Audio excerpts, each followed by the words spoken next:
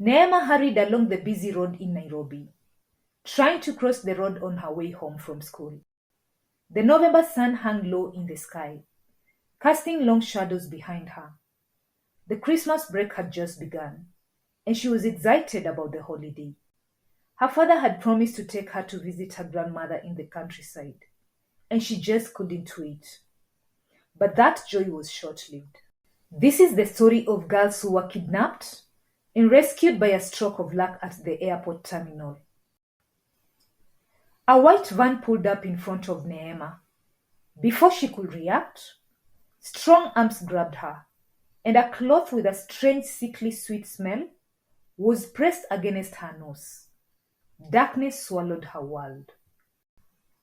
Neema woke up from sleep, her head throbbing painfully. She was trembling involuntarily, still coming to terms with her new surroundings. The air smelled of sweat, old fabric, and fear. Around her, other girls huddled together, whispering anxiously. "Where am I?" she whispered to no one in particular. A girl who was just behind her turned to her. "They took us," she said in a broken voice. "They are going to sell us." "Who told you we are going to be sold?" Neema asked, her eyes wide with fear. The other girls told her they had been there for 3 days. Some had been kidnapped from the same school, while others were from different towns. They overheard their kidnappers planning to traffic them abroad. She had heard of human trafficking on the news, but she never imagined she would be caught in such a nightmare. Her father had always warned her to be careful, but now she was trapped. In another home across the town, Jack Karanja was packing his suitcase. His mother was assisting him to fold his clothes neatly in the suitcase. The 18-year-old Jack had come home for Christmas break from his studies in Canada. He had luckily won a prestigious sports scholarship right after his father had passed away.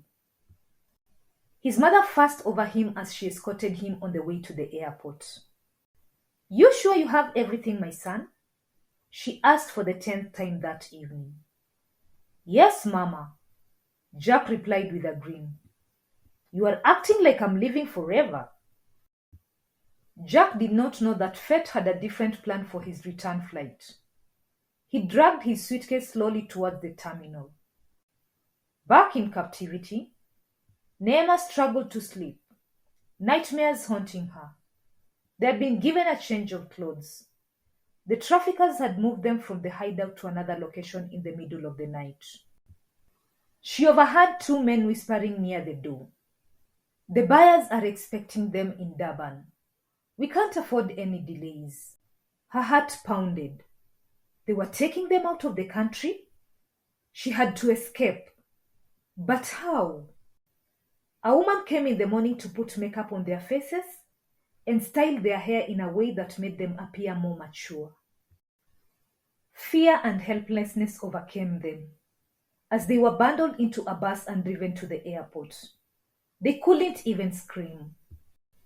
Jack arrived at the Jomo Kenyatta International Airport.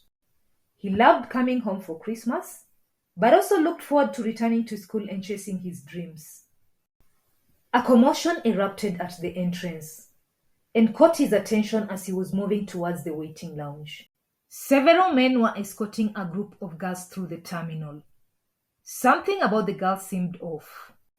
They looked terrified, their eyes darting around desperately.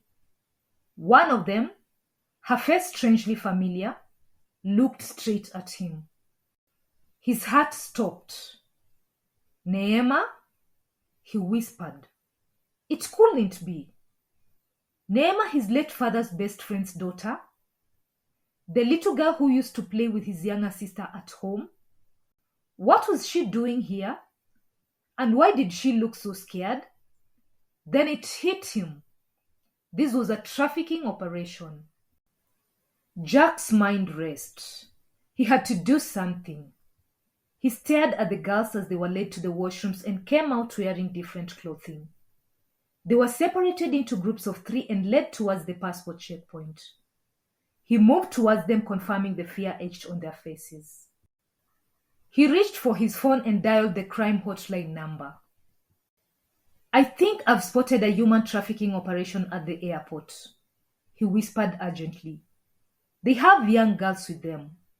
Please hurry." The operator assured him that officers were on the way. Neema's heart leaped with hope when she saw Jack. He had recognized her. But the men were pushing them forward, toward the security checkpoint. She had to act fast. When they reached the counter, she summoned every ounce of courage that she had. "Help us!" she suddenly screamed. "We are being kidnapped." The terminal froze. Heads turned.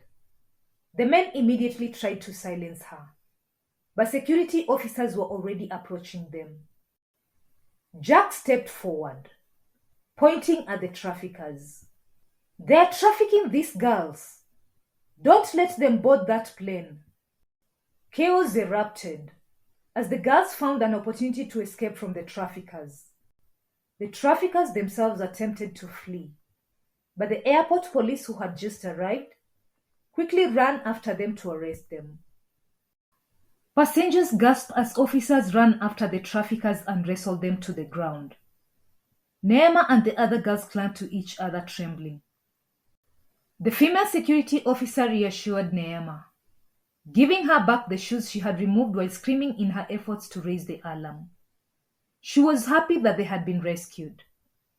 "You are safe now," she said gently. "I thought I'll never see my family again," Neema said. Hours later, Neema was reunited with her father. Her father shook Jack's hand, his voice thick with emotion. "You saved her life, son. I don't know how to thank you." Jack smiled. "Just knowing she's safe is enough." The traffickers were taken into custody. The police assured Neema's father that the girls would receive counseling and support to recover from the ordeal. The other girls were reunited with their parents. They were grateful to Neema because her quick wit had saved them. Jack returned to Canada the next day, but he never forgot that moment at the airport. He had come home for a holiday, but he left knowing he had made a difference. And for Neema, he was more than just her father's friend's son. He was her hero. Would you like another interesting story? Subscribe to Walnut Stories and like my channel. Turn on the notifications button so you know as soon as I post the next video. Please share it with others so they can enjoy it too. See you in the next Walnut Story. Bye!